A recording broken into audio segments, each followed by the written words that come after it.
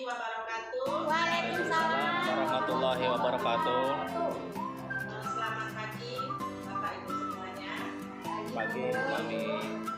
Pertama-tama marilah kita mengucapkan puji syukur kepada Allah Subhanahu wa taala yang mana pada pagi hari yang berbahagia ini kita masih diberikan kesehatan dan kesempatan sehingga kita dapat berkumpul di ruangan majelis guru SMP 7 Batik Solapan yang kita cintai.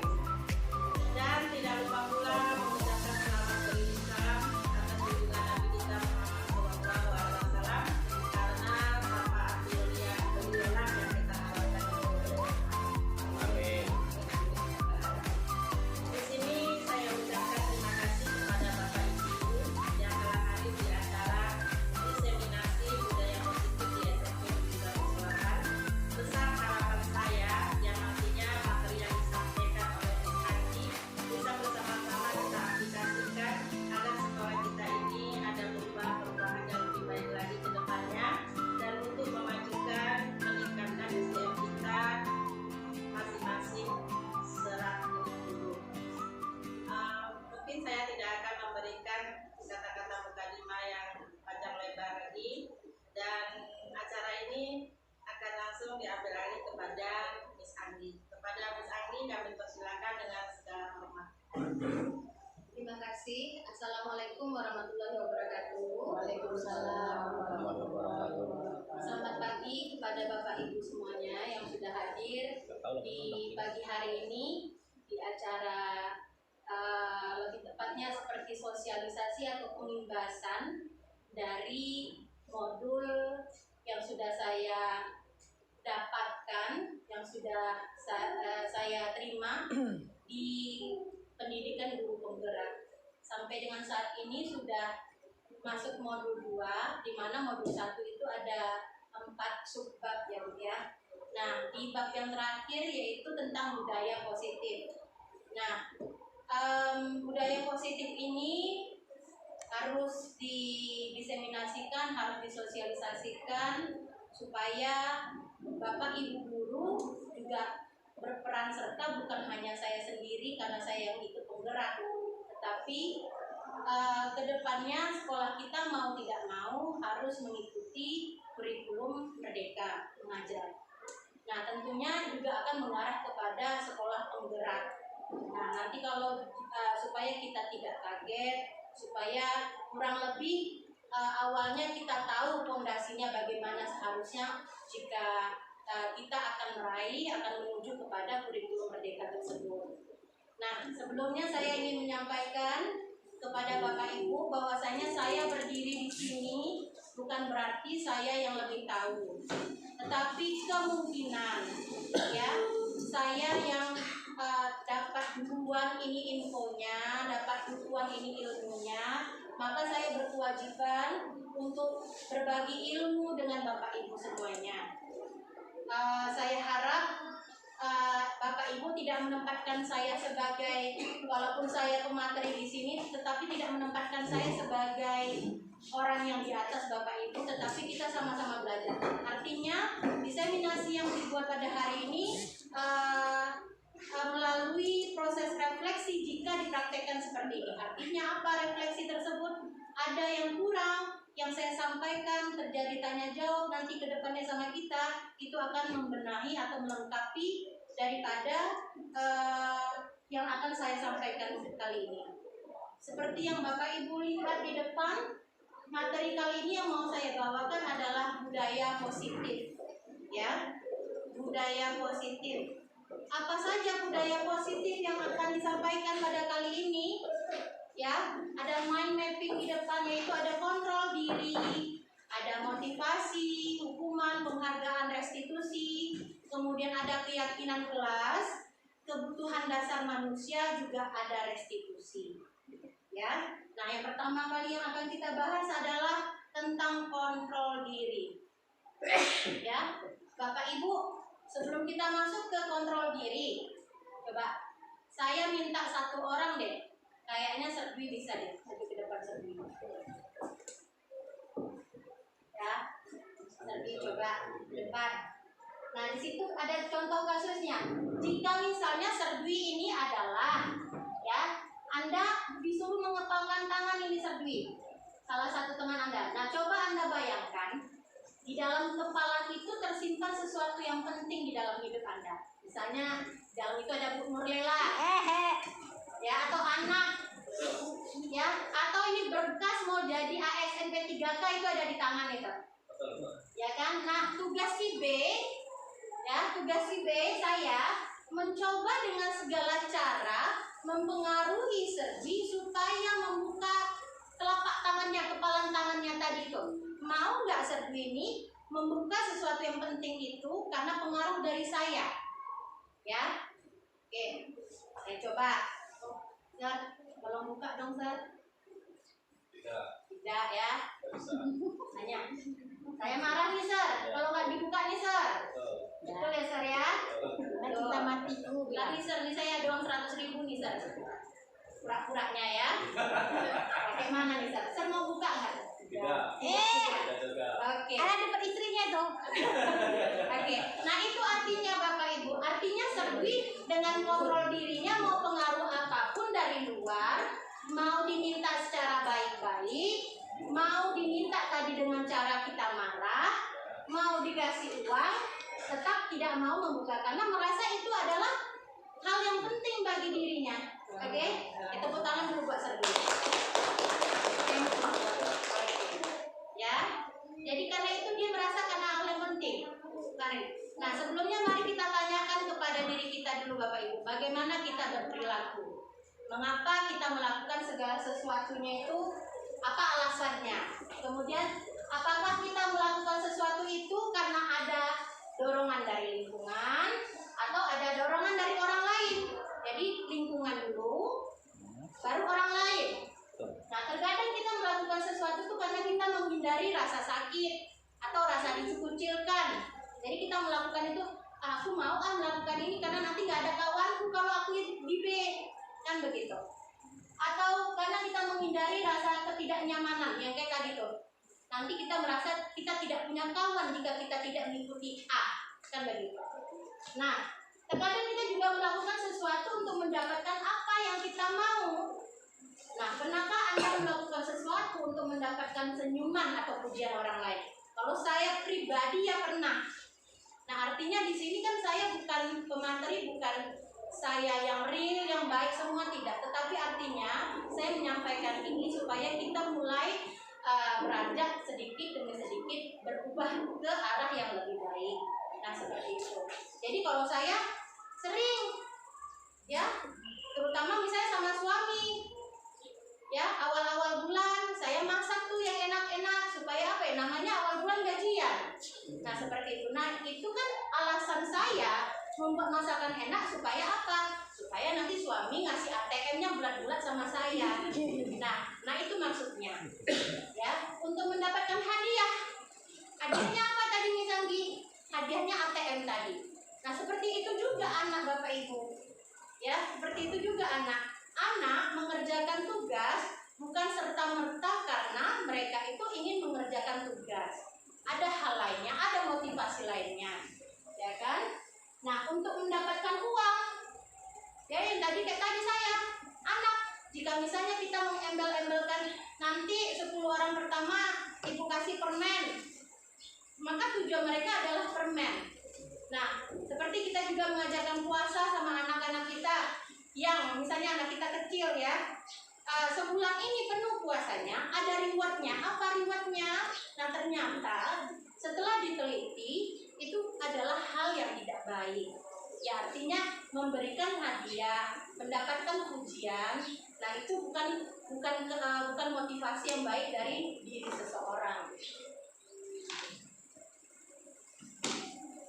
Nah, bagaimana seseorang bisa berubah dari paradigma stimulus respon? Nah, stimulus respon adalah hal yang seharusnya kita tinggalkan sekarang ini. Kita beralih kepada teori kontrol. Ya, nah kalau kita bisa bandingkan ini stimulus respon, nah kita lihat kalau realitasnya kita sama. Nah, sebenarnya kan kita berbeda. Saya dengan Bu Mami berbeda. Ya, sifatnya berbeda, dari body saja sudah berbeda, dari tinggi badan saja sudah berbeda. Itu secara fisik, apalagi secara harfiah, naluriah kita berbeda. Berikutnya, semua orang melihat hal yang sama. Tidak. Makanya ada sudut pandang satu, sudut pandang dua, ada sudut pandang yang berbeda dari masing-masing kita. Ya. Berikutnya, kita mencoba mengubah orang agar berpandangan sama dengan kita. Itu kita harus tinggalkan, menjadi kita berusaha memahami pandangan orang lain tentang dunia. Jadi kita jangan mengubah pandangan orang, tetapi kita coba. Misalnya ya, saya beranggapan bahwasanya diseminasi ini penting bagi saya untuk dipraktekkan agar bisa berbagi ilmu dengan Bapak Ibu. Nah, mungkin ada beberapa teman beranggapan, alah foto-foto aja atau bagaimana, kan begitu ya. Nah, sekarang kita ubah pandangan tersebut, kita cemplung ke pandangan saya. Nah, mungkin Miss Anggi yang ingin mempraktekkannya karena yang satu ingin belajar berbicara di depan. Itu intinya tujuan simpelnya itu dulu. Saya ingin belajar berbicara di depan. Tujuan yang lain jika dapat, alhamdulillah. Jadi saya tujuannya itu tidak mau muluk-muluk dulu, saya ingin belajar aja terlebih dahulu Bapak Ibu. Nah, berikutnya, perilaku buruk dilihat sebagai suatu kesalahan. Nah, kita akan berubah menjadi semua perilaku memiliki tujuan. Kita bisa lihat anak-anak kita, contohnya kayak si Jondo, Ruhut, salah aja di mata kita. Saya pun memandangnya seperti itu. Tapi saya tadi salut juga. Salah-salah, sering buat salah, masih mau menjadi dirijen upacara. Ya. Jadi artinya apa? Walaupun di balik ada yang salah dilakukannya, tetap ya.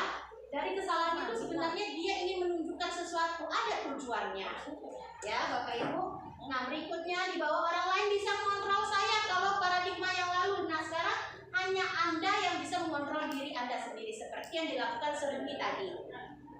Oke. Nah, saya bisa mengontrol orang lain. Jangan, Anda tidak bisa mengontrol orang lain. Ya, orang lain pun nggak pengen, saya juga tidak mau dikontrol Ibu Rusmami. Ibu Rusmami juga tidak mau dikontrol oleh saya. Nah, seperti itu.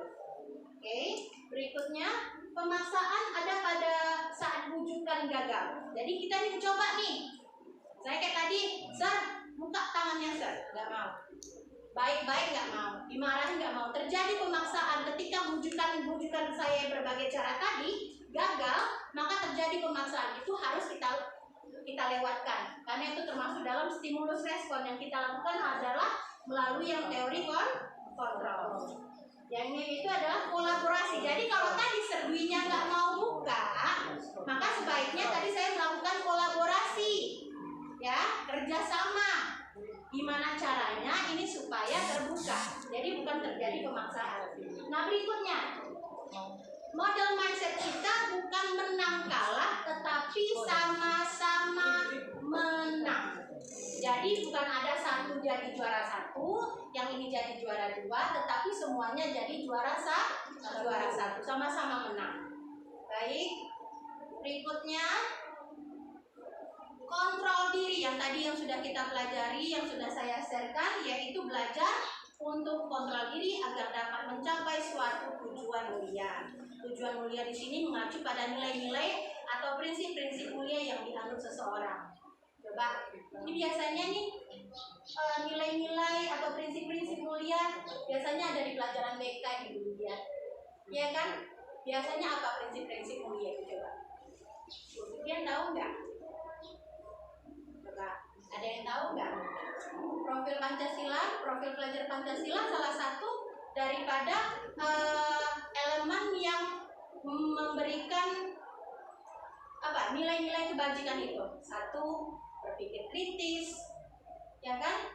Berkebinekaan global, ada 9. Ya Bapak Ibu. Nah, itu nilai-nilainya. Jadi kontrol diri itu mengarahkan kita kepada nilai-nilai kebajikan. Nah, berikut ada 3 motivasi perilaku manusia Bapak Ibu. Ya, sebagai seorang pendidik, saat Anda perlu hadir di suatu pelatihan, motivasi apakah yang mendasari tindakan Anda? Ya, nah saya dulu kalau disuruh sama kepala sekolah, karena saya pertama takut sama kepala sekolah, makanya saya dulu honor sekolah. Ya, saya takut dipecat, main pecat aja kalau honor sekolah kan begitu. Nah, coba kita lihat ada 3, ya. Nah, yang 3 itu adalah yang hitam-hitam ini Bapak Ibu. Yang biru ini adalah contohnya. Nah, apakah Anda hadir karena tidak ingin ditegur oleh pihak panitia atau pengawas? Anda akan mendapatkan surat teguran. Nah, itu kita sebut dengan motivasi menghindari ketidaknyamanan.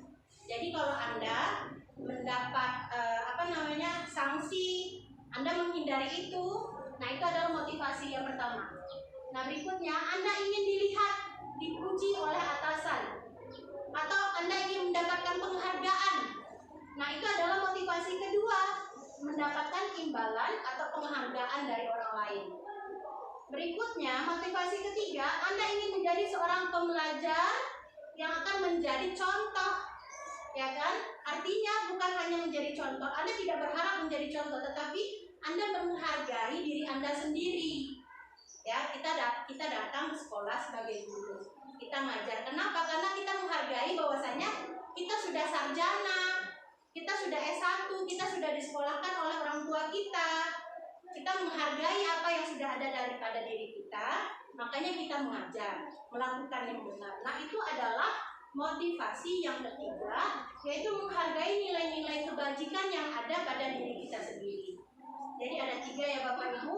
Menghindari ketidaknyamanan, itu motivasi yang pertama.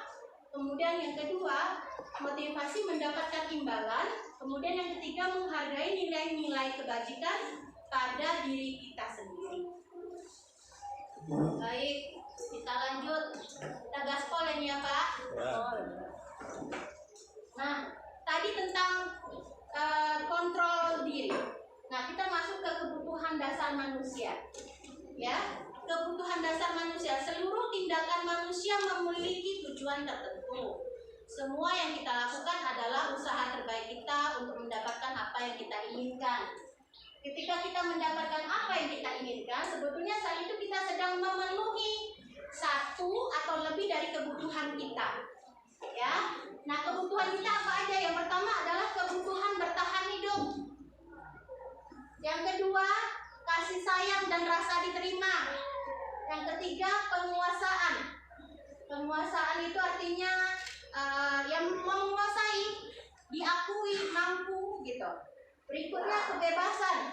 Nah, berikutnya kesenangan. Ada 5. Nah, sentralnya ada di kebutuhan bertahan hidup. Nah, saya ada contoh kasusnya. Nah, contoh kasusnya, Ibu Ambar, guru wali kelas 2A di SD Pelita Hati, sedang bingung menghadapi ulah salah satu murid di kelasnya, namanya si Doni.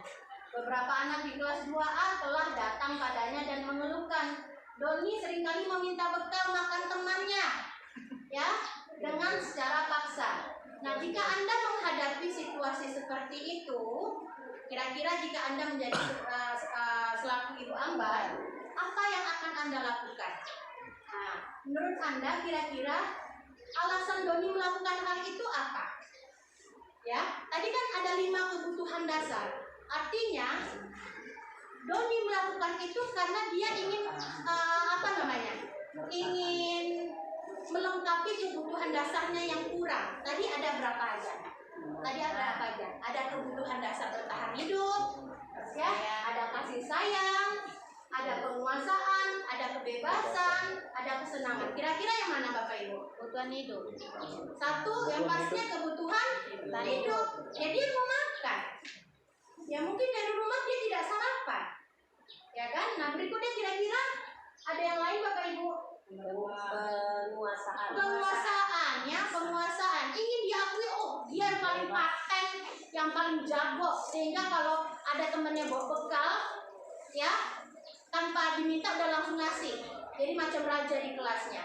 Oke, kira-kira ada lain selain kebutuhan bertahan hidup, kebebasan, kesenangan. Jika misalnya si Doni tadi habis minta bekal itu dia tertawa, tersenyum, oh, keren ini, ya, udah hebat ini. Maka itu melengkapi kekurangan kesenangan dia. Ya, kebutuhan makanya dia melakukan hal tersebut. Nah seperti itu, kita kan bisa lihat sendiri banyak anak kita jondo, ruhut, ya. Ya kadang-kadang jondo kalau bisa kita telaah lagi kasih sayangnya, ya kebutuhan dari kasih sayangnya kurang. Sehingga apa? Sehingga dia menunjukkan sebuah perilaku yang ingin menarik perhatian teman-teman dan gurunya. Nah itu salah satunya. Bisa nggak saya minta partisipasinya dulu? Bisa tidak Bapak Ibu berdiri terlebih dahulu? Mau nggak main game sama saya?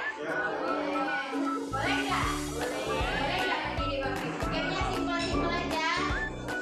Ya sekali-sekali kita main game seperti anak-anak. Oke? Udah capek ya Ibu? Iya itu udah. Boleh. Ya. Kasih ya sendiri ya. Oke. Bapak Ibu, coba ya berhubung ini bukan karena saya bahasa Inggris enggak. Jadi ketika saya bilang good morning, tepuk tangannya berapa kali Bapak Ibu? Good morning coba tes. Good morning. Good afternoon. Wah, berapa kali? Ulang ya. One. Good morning. Good afternoon. Good evening. Nggak ada. Oke, nggak ada. Oke, nggak ada. Oke, sekarang are you ready? Oke, good morning. Good afternoon. Good morning. Good evening. Oke, sekali lagi. Oke, semua sekali lagi. Good evening. Good afternoon. Good afternoon. Good evening. Tepuk tangan buat ibu yang luar biasa. Ya. Baik. Berikutnya kita lanjut 5 posisi kontrol. Nah, sebelumnya saya ada buat video. Mungkin ada beberapa ibu yang tahu saya merekam anak-anak yang lagi senam kemarin, Ibu Usmami ya tahu ya, Ibu Iin tahu. Nah, di situ ada anak yang lagi senam, tapi mereka dorong-dorongan. Nah, di situ saya melihat. Nah, saya melakukan sebuah posisi kontrol yang baiknya yang bagaimana jika melihat ada kasus seperti itu. Nah, posisi kontrol yang pertama yaitu penghukum.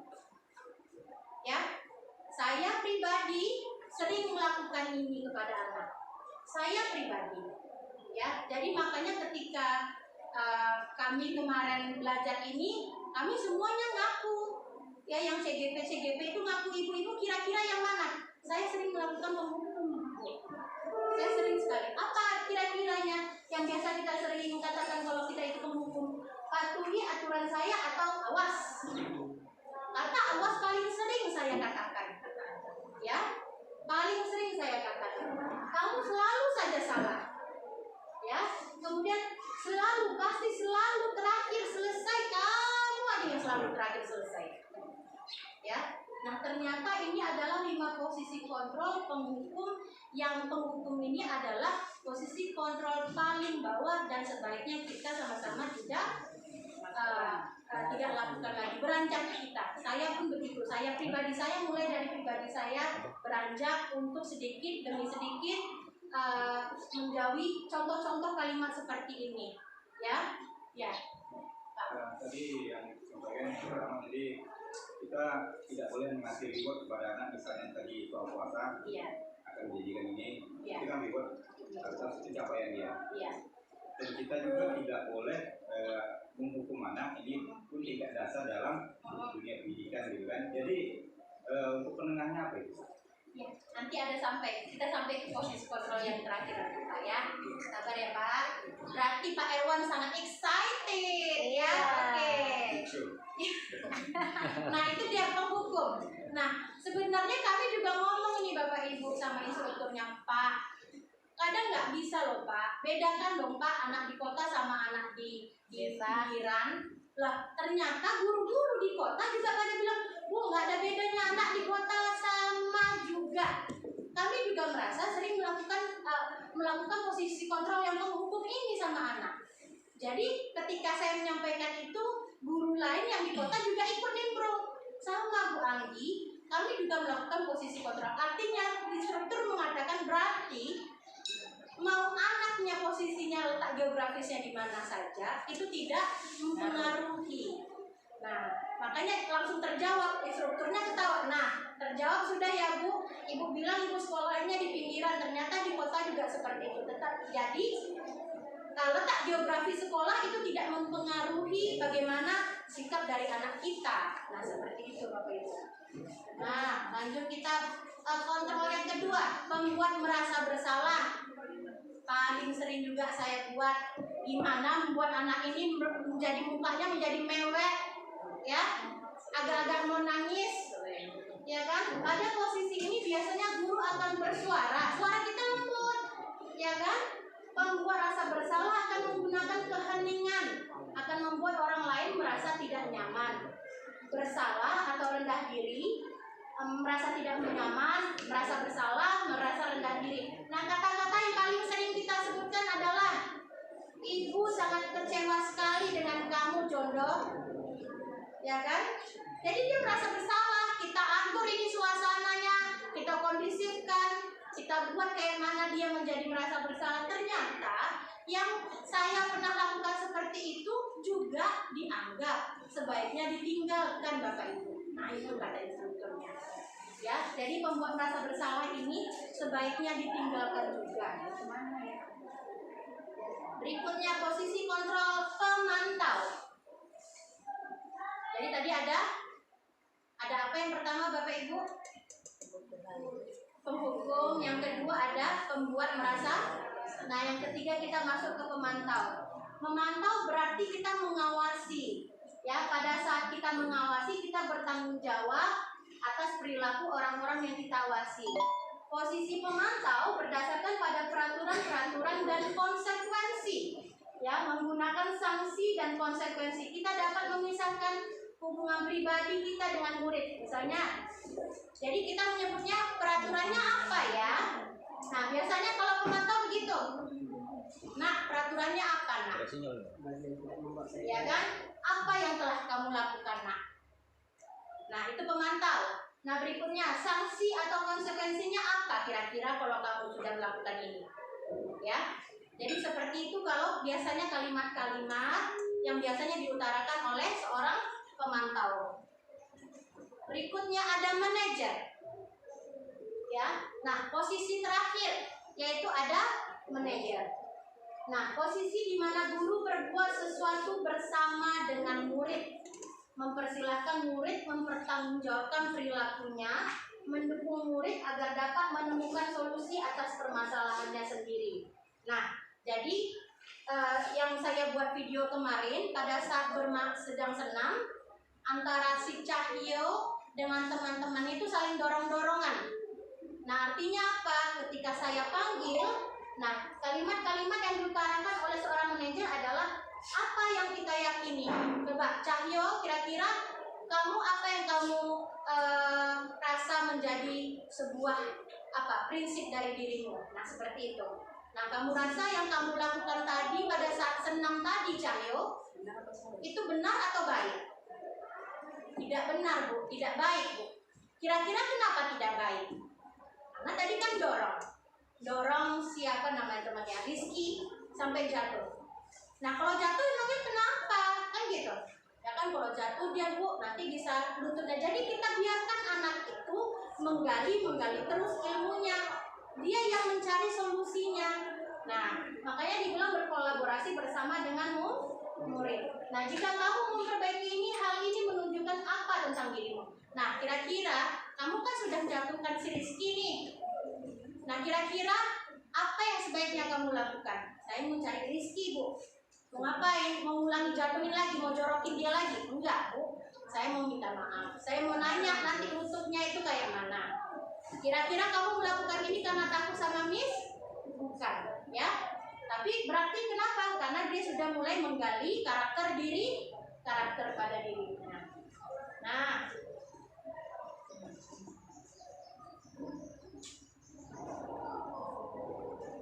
nanti sampai dengan manajer. Nah, tadi yang disampaikan sama Pak Erwan, ya. Jadi yang sebaiknya kita lakukan pada posisi kita mau anaknya kita di rumah, mau anak kita di sekolah, posisi kontrol yang terbaik yang dilakukan adalah posisi kontrol manajer. Artinya manajer bukan karena dia di atas, dia bisa seenak-enaknya, tidak. Tetapi manajer itu namanya manajer di kantor tidak bisa dia kerja jika tidak ada karyawannya. Pentingnya kolaborasi. Makanya jika dengan anak di rumah juga orang tua penting melakukan kolaborasi. Jangan perintah-perintah wae. Kan begitu. Anaknya bukan hanya disuruh-suruh saja, tetapi juga melakukan sebuah kerjasama yang baik. Begitu juga dengan anak-anak. Artinya apa? Sebenarnya yang kita lakukan, misalnya kita memberikan reward, ya, kita menghukum. Nah, secara penelitian tentu ini ketika sudah di-sharekan, ketika sudah dibagikan, tentu sudah mendapatkan penelitian, sudah dilakukan penelitian terhadap hal ini. Nah, inilah yang terbaik yang harus dilakukan kepada kita guru-guru, bukan hanya guru, terhadap juga orang tua pada anaknya. Nah, begitu. Jadi ternyata kita memberikan reward supaya anak kita mau melakukannya. Supaya kenapa dikatakan itu bukan agak salah, tetapi itu akan mengubah motivasi anak itu gitu. Jadi sebaik-baiknya motivasi anak bukan motivasi karena hadiah. Besok-besok sampai ke atasnya mungkin bukan cuma permen lagi hadiah dimintanya. Bapak Ibu kan pernah dengar itu ya, ada seorang anak tidak mau sekolah jika dia tidak diberikan motor. Ya. Nah, akhirnya karena bapaknya juga tidak mau memberikan dia motor, akhirnya dia gantung diri. Nah, motivasi tadi itu sudah terbiasa dengan hadiah. Ya, kalau motivasi dengan hadiah tadi masih bisa terlindungi dengan pola lingkungan rumah tangga kita yang baik, yang memang kita mengarahkan anak kita. Nah, jika misalnya lingkungan rumah tangganya bapak mamanya tidak bisa mengaturnya, tidak bisa memberikan contoh yang baik, nah tentu reward tadi akan berubah menjadi sebuah senjata makan tuan baginya. Ya, reward tadi yang hanya cuma permen relaksa, lama-lama dia semuanya diukurnya pakai hadiah. Karena sudah menjadi kebiasaan. Jadi artinya apa? Semuanya berpulang pada diri kita sendiri. Nah, yang terbaik yang disarankan adalah kita menjadi manajer. Nah, apa yang dilakukan manajer? Apa yang seharusnya kita lakukan, Bapak Ibu? Yang pertama kali yaitu kita menstabilkan identitas anak. Cahyo tadi sudah salah. Nah, saya panggil, Cahyo tahu nggak Miss panggil kenapa? Dia diam aja. Nah, kita stabilkan dulu dia. Dia tahu ini merasa bersalah, jadi kita stabilkan dulu keadaan dia. Kita buat dia dulu tenang. Nah, kita semua akan melakukan hal yang terbaik yang kita bisa lakukan. Jadi kita sampaikan kalimat-kalimat yang bisa membangkitkan percaya dirinya. Jadi dia jangan merasa dipanggil itu sudah down. Keadaan dia, Cahyo, kamu kadang belum ada. Cahyo nggak ada. Nada tinggi pun belum ada. Tetapi dia sudah diam. Maka yang pertama sebaiknya kita lakukan adalah stabilkan dulu keadaan identitas anak kita. Berikutnya yang kedua, validasi tindakan yang salah. Ya, nah kita validasi. Ya, setelah stabil baru kita validasi. Ya, nah semua perilaku memiliki alasan. Miss yakin Cahyo ini punya alasan kenapa dorong si Rizky. Baru mulai sedikit demi sedikit. Ya nih, karena Rizky tadi miss yang awalnya, baru mulai dia ngalir ceritanya. Jadi artinya apa? Memang harus kita buat dia tenang dulu, nyaman dulu, yakin dulu bahwa kita tidak menyalahkan dia, baru akan keluar satu demi satu. Berikutnya yang ketiga, menanyakan keyakinan. Nah, bukan berarti kita tidak memberikan dia sebuah konsekuensi. Tetap kita membuat sebuah konsekuensi. Bukan berarti kita lepaskan anak begitu saja, enggak. Kita tanya.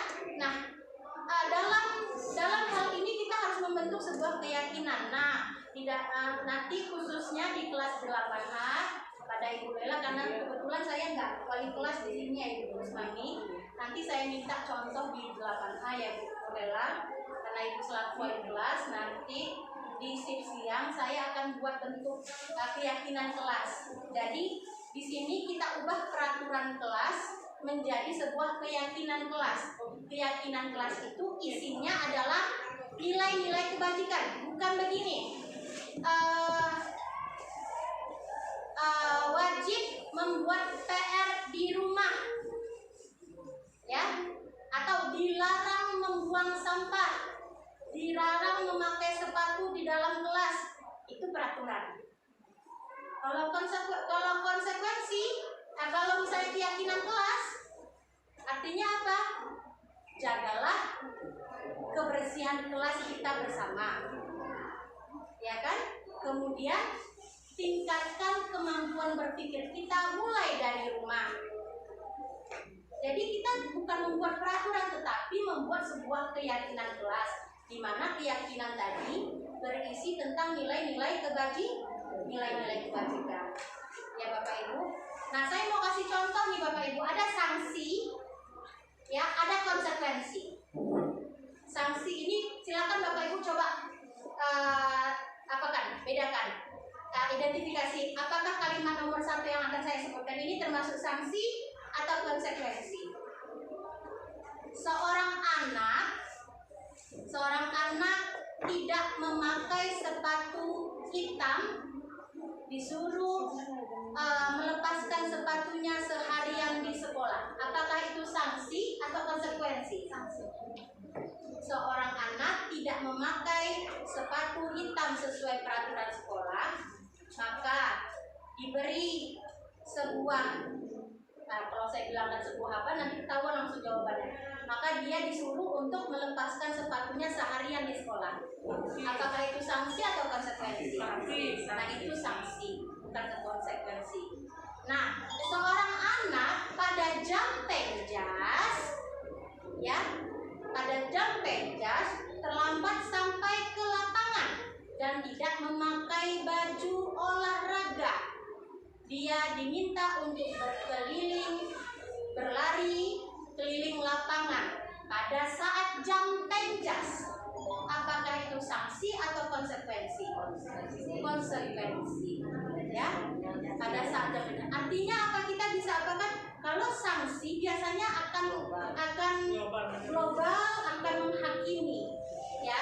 Tetapi kalau konsekuensi dia ada nilainya, ya Bapak Ibu ya. Jadi sebaiknya untuk kedepannya saya pribadi, saya nggak ngajarin Bapak Ibu, kita sama-sama belajar. Ada Ibu Rami, ada yang sudah lebih lagi daripada saya, ada Ibu Rusmani, ada Ibu Indra Mega, ada Ibu Situmorang. Kita sama-sama belajar.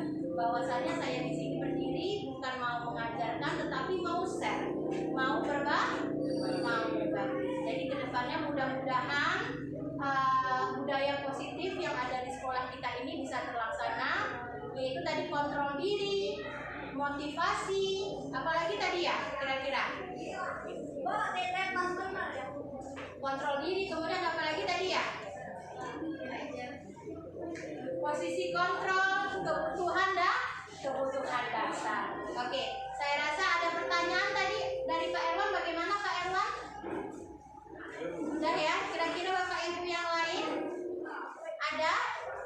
Baik, ya. Masalah lingkungan tadi di daerah perkotaan kan kita mungkin attitude anak itu kan beda agak. Ya. Kalau di daerah pedesaan itu kan agak keras. Karena lingkungan mereka keras itu kan. Ya. Daerah perkotaan itu kan agak anak. Saya pun pernah ikut kemarin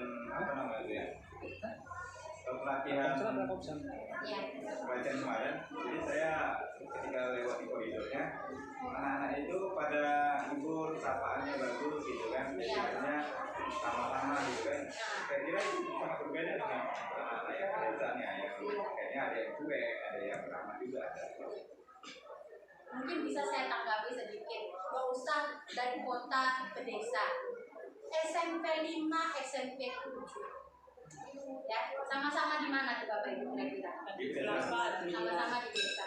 Tapi yang saya lihat ini bukan saya karena ada di SMP 5 ya Bapak Ibu ya. Sama, banyaknya muslim non muslim sama, budayanya sama, ada yang Melayu Sakai, ada Jawa Medan, ada yang Batak, ada yang Saka, ada yang Nias, ya, ada yang dari Flores ke sana beberapa orang. Nah, kita sama-sama di daerah, sama-sama yang di pinggir atau di ujung daerah. Tetapi yang saya lihat, itu saya pernah bilang sama Bu Usmani atau beberapa orang di sini ya, saya salutnya di sini, anak-anak itu lewat dari sini itu masih yang paling simpel, menundukkan kepalanya sama saya. Di SMP 5, saya enggak. Kalau saya ada merasakan seperti itu, tentu tidak akan terjadi perbedaan yang saya rasakan. Karena tidak pernah saya merasakan. Nah, di sini saya merasakan. Saya sampaikan, anak-anak di sini nundukin kepala ya, lewat dari sini nundukin kepala. Itu kan sesuatu yang sangat simpel, tetapi kan luar biasa itu Bapak Ibu. Ya, kalau di SMP 5 saya nggak merasakan. Anak-anak teriak sama, teriak-teriak juga. Tetapi hal yang simpel, menundukkan kepala, kalau saya merasakan di sana tentu tidak akan merasakan spesial di sini. Tetapi menundukkan kepala, saya merasakan sesuatu yang spesial di sini tuh Bapak Ibu. Saya bilang, Bu, di sini masih nunduk kepala, masih ini. Wah, kalau tingkahnya kurang lebih sama, tetapi menundukkan kepalanya itu loh yang saya salutkan. Artinya apa? Berarti kita sama-sama di pinggir, tetapi tetap saja polanya tidak bisa dibandingkan dengan letak geografis. Anak di kota kita belum tentu juga Bapak bagaimana orang tuanya. Misalnya nih saya di kota nih, misalnya pun saya punya anak nih di rumah, keponakan saya nih di rumah, suami saya kerja, anak di rumah. Ya, kalau mungkin di daerah sini mungkin bapaknya yang kerja, ibu di rumah. Ya kita nggak bisa menutup kemungkinan di desa itu yang begini, yang di kota itu begini. Jadi macam-macam permasalahan yang akan mempengaruhi anak itu nanti. Jadi kalau saya rasa walaupun di kota teknologinya canggih, IT-nya oke, tidak menjamin juga sebuah perilaku anak akan baik, akan santun, tidak. Menurut saya pribadi. Kenapa? Ya karena itu tadi, lingkungannya macam-macam juga, orang tuanya juga macam-macam juga, dua-duanya kerja. Anak akan dikasih kebebasan memakai HP. Ya, kalau di sini mungkin anak pulang sekolah ada yang kerja. Kalau di sini Duri, mungkin anaknya cuma tadi minta uang. Dipanggil kayak kemarin kasus Jondo itu, mungkin anaknya tidak akan berpikir bagaimana saya menghasilkan uang supaya bisa membayar sanksi itu. Tapi kalau di sini dia nggak berani lagi membebani anak orang tuanya kan, dia cari kerja sendiri. Nah jadi artinya apa? Menurut saya sesuai sepemahaman dengan apa yang dikatakan instruktur, bahwasanya letak geografis tidak mempengaruhi bagaimana pola daripada anak kita sendiri. Saya yakin walaupun kita berada di pinggiran, bukan berarti kita orang-orang yang tidak punya norma, tidak punya aturan. Ya, saya yakin begitu Bapak Ibu. Karena saya juga melihat Bapak Ibu bagaimana di sekolah ini. Ya Pak. Jadi menurut saya gitu, kita kadang anak itu tergantung biasa di rumah. Jika dia biasa dikeraskan di rumah, ketika dia di sekolah dilembutkan, dia nggak mempan. Kadang jika dia memang biasa lembut, ngomong sedikit aja kita kan, dia udah manut. Jadi intinya kita melihat karakter anak tersebut. Jadi bagaimana kita mengatasi problem dari kebutuhan dasar anak kurangnya apa, maka dia akan melengkapi dengan sendirinya. Kebutuhan dasar si Jondo tadi kasih sayang, maka dia akan menarik perhatian teman-temannya dan gurunya. Makanya memang benar kata Pak Erwan tadi, dari lingkungan rumah. Makanya perlu ada kolaborasi antara guru dan orang tua. Baik Bapak Ibu, ada lagi yang mau disampaikan? Tidak ada lagi yang mau disampaikan? Sebelum saya tutup, Assalamualaikum warahmatullahi wabarakatuh. Waalaikumsalam warahmatullahi wabarakatuh. Terima kasih kami ucapkan kepada Adi. Mudah-mudahan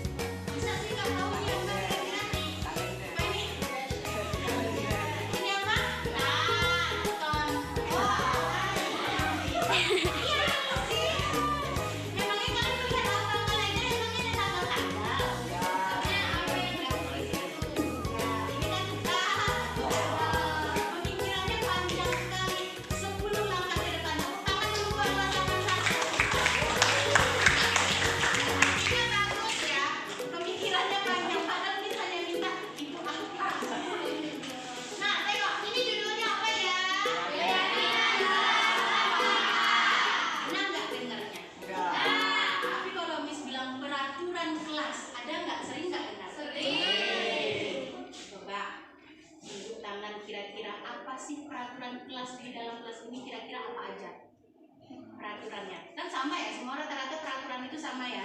Kira-kira yang namanya siapa yang bisa mencontohkan peraturan kelas itu apa? Coba. Ya, contohnya apa? Dilarang ribut. Saya dilarang ribut. Satu. Gimana? Disiplin.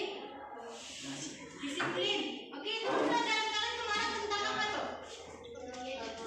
Tentang apa? Peraturan kan? Ada kan yang dijalankan bahasa Inggris? Apalagi kira-kira?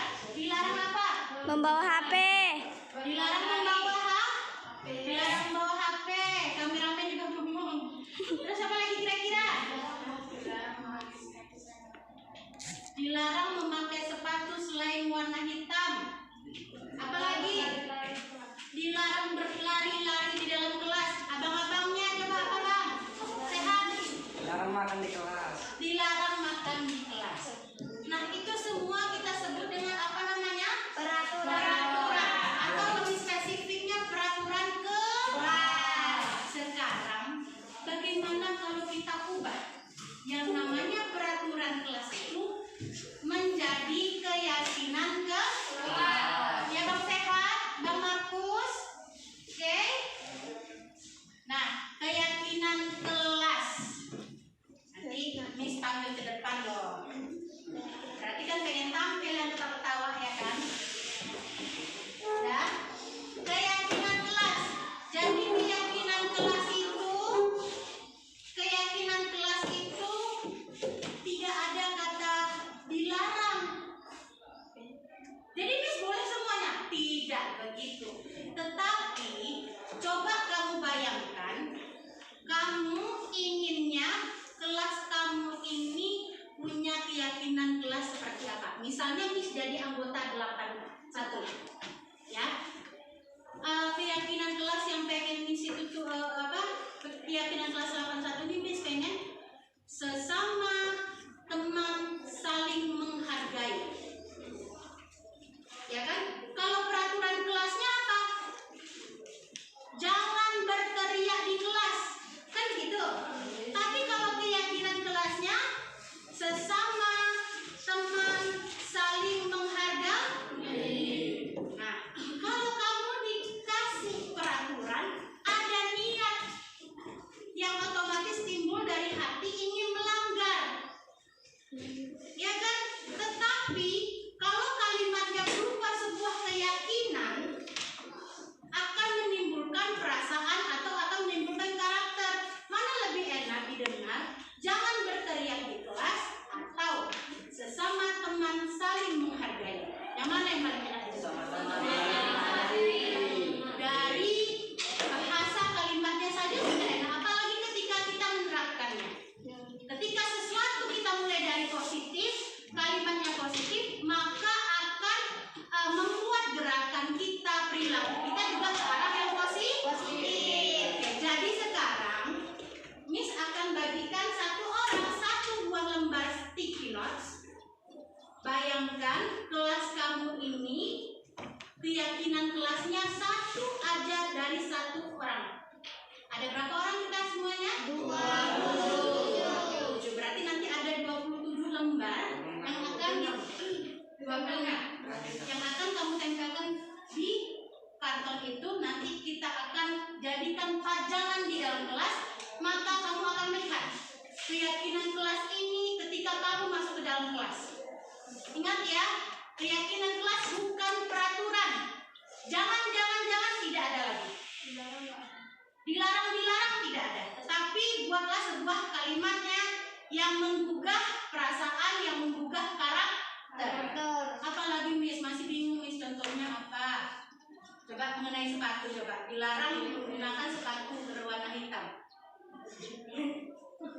Dilarang menggunakan sepatu selain warna hitam. Oke, coba kalimatnya gini. Disiplin diri mengenakan sepatu hitam. Daripada kamu mengatakan dilarang menggunakan sepatu selain warna hitam. Mana lebih enak? Disiplin diri memakai sepatu hitam. Artinya kita seperti diajak sama